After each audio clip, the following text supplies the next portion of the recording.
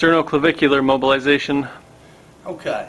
With the sternoclavicular joint, it's also a part that we're so connected to the shoulder. What we have to be looking for with this is we functionally have a concavity going in a AP direction, and we have a convexity in terms of a superior-inferior direction. So we've got to keep that in mind with the SC joint. So we're going to first show distraction of the SC joint. We're going to have the patient lay onto his side. We're going to get him back towards us. The clinician's behind the patient, and we're going to get down in position where we can palpate the SC joint. I grab and actually sandwich myself in with his shoulder and my back or my stomach onto his back, and I'm palpating at the SC joint. From this position, I'm grabbing right across the anterior side of the glenohumeral joint, and I am distracting. So notice I'm using my body. I'm not using my arms. I just hold on to them, and I'm in a slight crouch position, and I'm palpating to see distraction. I can feel the distraction just by pulling up from there.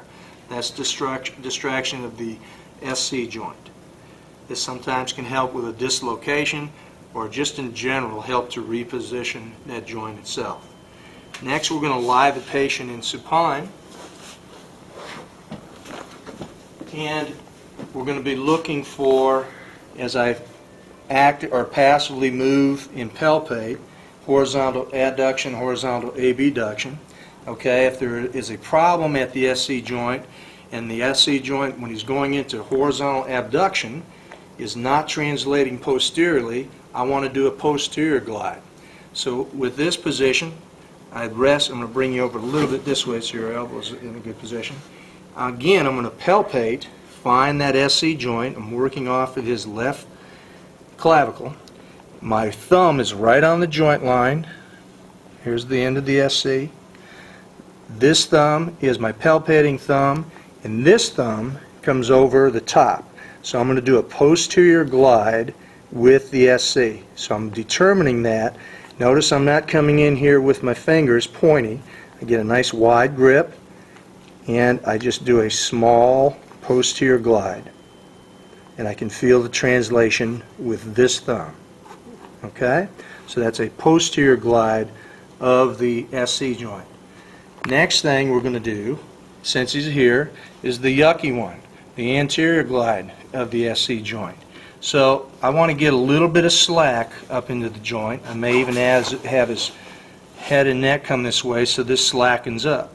Once again, I'm palpating at the joint, find the joint line, very gently work my hands up and underneath from this position and try to pull up towards me in an anterior position. You got to be very delicate with that one. Okay? Doesn't like that one too much. Most people don't. Okay. From this position, we said just now what we were working was a concavity on a convexity. Now we're going to be working the convexity on a concavity. When the shoulder elevates into abduction or scaption at the SC joint goes inferiorly at this position. When the shoulder adducts and comes down, the SC joint goes superiorly. So if a patient is having subluxation or having difficulty as he's reaching across his body, this can be a site that I might want to look at. So once again, I'm going to palpate. I'm going to do a superior glide at the SC joint. What I have to be careful of is I'm palpating into this region. With my thumb, I'm palpating.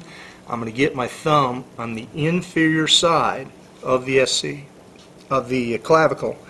And from the inferior side, I'm going to show my finger, I'm going in a superior direction.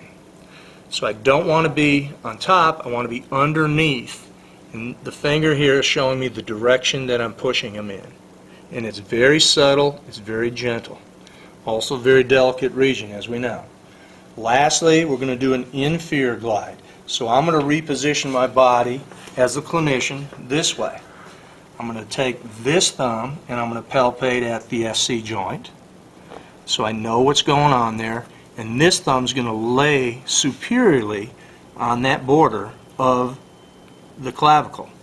My fingers indicating the direction that we're going to be putting the mobilization technique in. Push down in an inferior direction. Inferior direction. There you have it.